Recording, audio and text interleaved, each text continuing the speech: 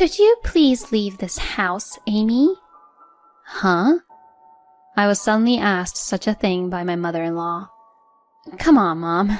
Don't say that. I said so and laughed, but my mother-in-law's eyes weren't smiling. Wait, are you seriously telling me to leave?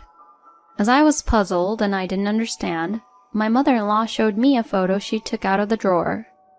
Huh? As soon as I saw the photo, I made up my mind. I'll leave right away. My name is Amy. I'm a 35-year-old office worker. I've been married to Tyler for 3 years. We were originally colleagues and joined the company at the same time. We worked hard together, supporting and competing with each other every day. At some point, we naturally became closer and we started going out for drinks together as a couple. We're in the same work cohort, so our ages are the same and we have many common topics to talk about. Our values are also similar, so being together feels very comfortable. After that, we started meeting privately and our relationship began. And then after smoothly continuing our relationship for 2 years, he proposed to me, and we decided to get married. After that, we went to his parents' house to give our marriage greetings, and I was able to quickly get along with his parents. Amy, you have a wonderful smile and you're a great girl. Thank you very much. Tyler is lucky to have you. Wait, Dad, what do you mean by that? His parents were very friendly and easy to talk to, and they were good people. So I was confident that this marriage would definitely be a happy one. After completing the formal meeting between both families, we successfully married. After getting married, my husband found a job opening for a mid-career position that he had been interested in for a while. He went for the interview and decided to switch jobs. It was a little sad that we couldn't work in the same company anymore, but I wanted to support my husband's wishes. When he got the job, we celebrated together. My husband was able to do the work he wanted and was lively and energetic every day. To help my husband adapt to his new job as quickly as possible, I started taking the initiative to do household chores and try to come home on time as much as possible. I'm home. Oh, welcome back. Dinner is ready. I'm starving. What are we having today? Today, we're having hamburgers. Yes, I'll change quickly. For the sake of my hard-working husband, I didn't mind taking on the majority of the household chores. In this way, we were enjoying our newlywed life very much. As my husband became more accustomed to his work, I gradually started increasing my overtime hours just like before. I found efficient ways to handle household tasks, and I successfully utilized meal prepping and other methods to save time. Because of this, even with overtime, I had no problem preparing dinner, and I didn't feel physically exhausted. On our days off, we went on trips and enjoyed various fun activities. We also visited my in-laws' house frequently. My in-laws treated me very well, and I felt like they were my real parents. Especially with my mother-in-law, we had a great relationship, and we even went shopping together as a duo. Tyler is our only son, so of course he's adorable, but I also wanted a daughter. That's why I'm truly happy that someone like you, Amy, have become my daughter-in-law. I also think of you as a real parent. Since my own family lives far away in a rural area, I rely on you a lot. Oh, that's so wonderful. Being able to shop for clothes together and have tea at cafes like this is pure happiness. My mother-in-law was always lovely with a constant smile on her face. She had a great sense of humor and always made me laugh. I really liked my mother-in-law. I was thrilled that I could build a good relationship with my in-laws. Kind-hearted and gentle in every way, my in-laws were a source of my happiness. I was living a life full of happiness in my marriage. However, life is unpredictable. One day, when my husband and I were relaxing at home on our day off, his phone rang. Huh? It's a call from Mom. I wonder what's going on. Saying so, my husband answered the call. What? Dad has been taken to the hospital? We were immediately informed of this by my mother-in-law and we rushed to the hospital. But my father-in-law had already passed away, unable to receive treatment in time. It turned out that my father-in-law had been on his way to a friend's house when he got involved in an accident. We mourned my father-in-law's death deeply. Tears didn't stop flowing even during the funeral. And the one who suffered the most was my mother-in-law. She suddenly became alone, losing her beloved husband. Both my husband and I were deeply concerned about my mother-in-law. I wondered if she was feeling lonely or depressed by herself. I couldn't help but worry like that. Then one day my husband made a suggestion to me. If you're okay with it, Amy, would you like to live together with my mom? I immediately agreed to my husband's suggestion. I've been waiting for you to say that. Thank you so much, Amy. My husband quickly proposed the idea of living together to my mother-in-law. Although she felt sorry for causing trouble, when we assured her that she didn't need to hold back, she happily agreed, saying, "Then let's do it." Soon after, we canceled our apartment lease and moved to my in-laws' house. My mother-in-law took on the responsibility of cooking and cleaning for us, a working couple. Her cooking was delicious and I felt happy every day. With my mother-in-law living with us, she started smiling more as if her loneliness had faded away. "Please, teach me how to cook." "Sure, be prepared because I'll give you strict guidance." "That strict discipline is old-fashioned, you know." My mother-in-law and I had built such a relationship that we could joke around like that. We truly had a great bond, and there was no sign of the ill treatment by mother-in-laws often heard in society. The time we spent together as a family having meals with my mother-in-law and husband was when I felt the happiest. Even after that, we continued to live happily, supporting each other as a family. However, amidst all that, another unfortunate event occurred. It was when my mother-in-law's health deteriorated and she required care.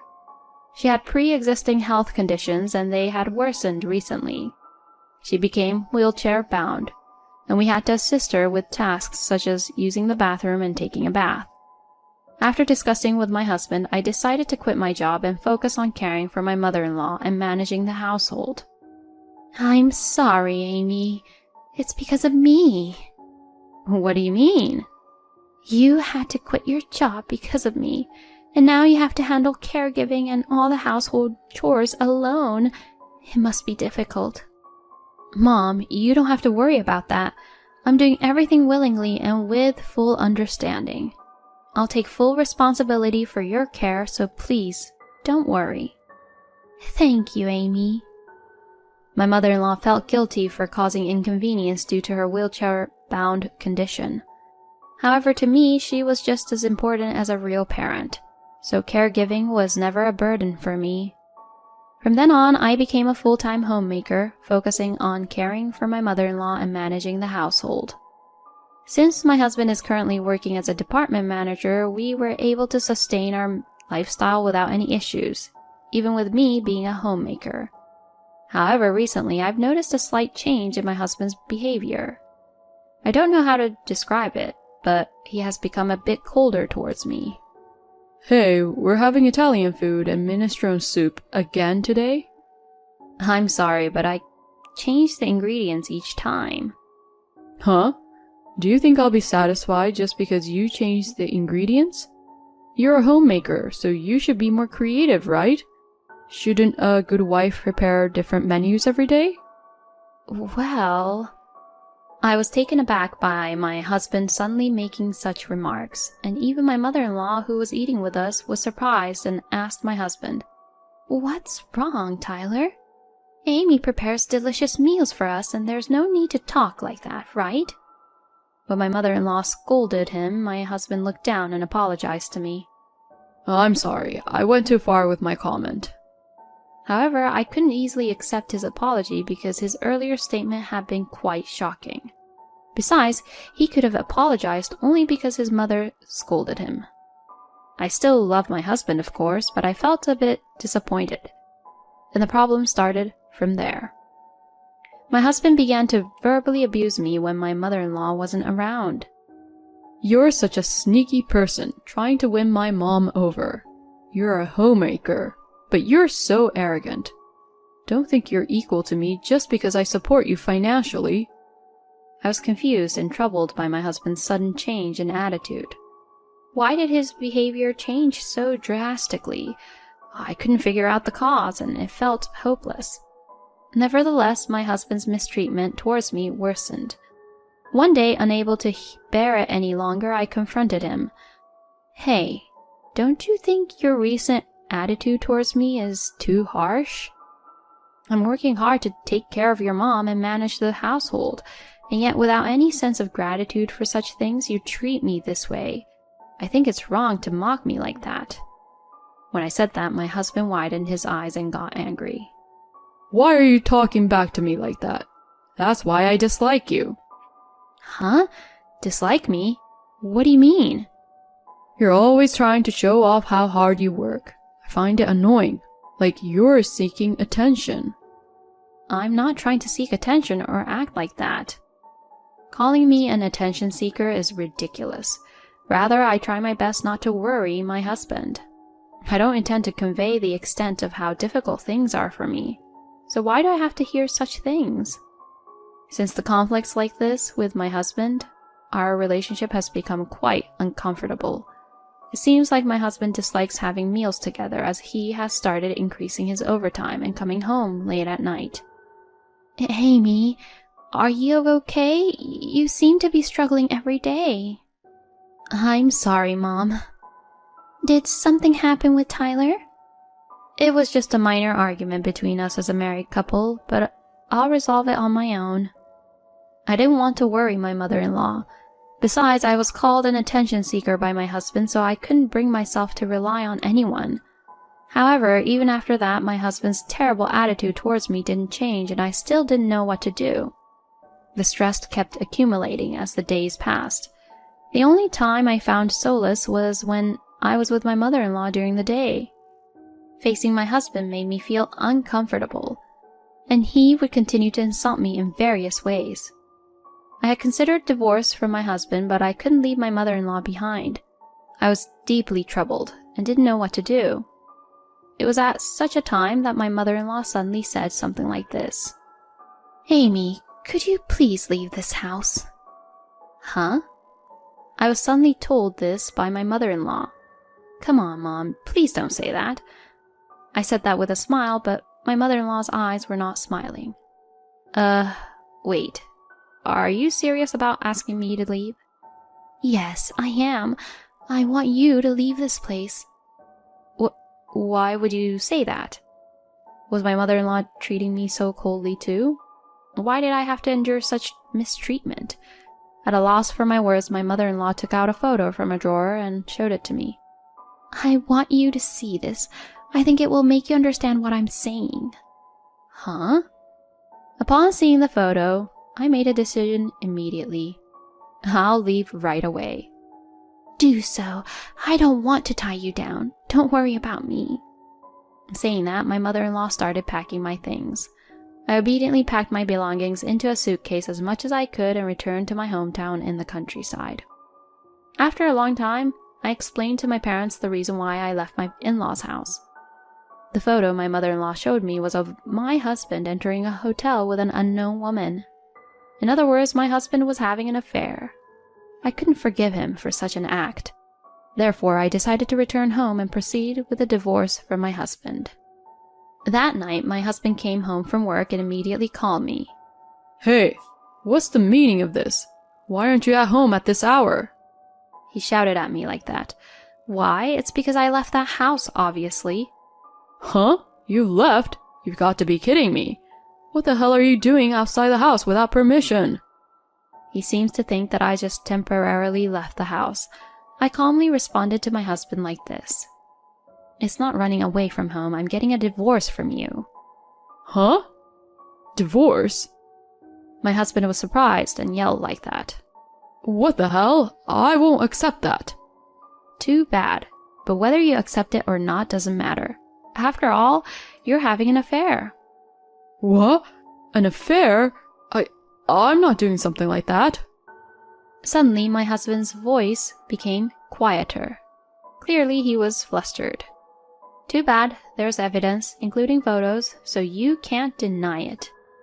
It seemed like my husband understood that I wasn't bluffing. Wait. Please, wait. It's true that I had an affair, but it was a one-time mistake. I only met that person once, and I haven't been in contact with the person I had an affair with anymore. I really care about you, Amy. I'll apologize as many times as needed for the affair, so please, don't divorce me. My husband suddenly changed his attitude and pleaded with me. And furthermore, he brought up my mother-in-law, suggesting that we continue our married life together. Too bad, but it was your own mother who informed me about your affair. Huh? My mother-in-law was the first to notice the change in my husband's attitude. It seems she had secretly hired a private investigator to investigate the matter without my knowledge. After confirming the investigation results, it turned out that my husband was indeed having an affair. My mother-in-law was deeply shocked by this revelation. She had been contemplating whether to tell me or not. However, she realized that keeping silent would only cause me more pain, so she decided to inform me. I am truly grateful to my mother-in-law for informing me about the affair. I will never forgive you, and you will pay for betraying me. Goodbye, I'm hanging up now. Wait! Without giving him a chance to respond, I hung up the phone and blocked my husband's number. From that point on, I demanded a divorce from my husband through a lawyer and sought compensation from both him and his affair partner. With the evidence against him, my husband couldn't deny his actions, and he was required to pay the compensation. It turned out that his affair partner was originally just a casual fling. It seems that my ex-husband wanted to be with her after our divorce.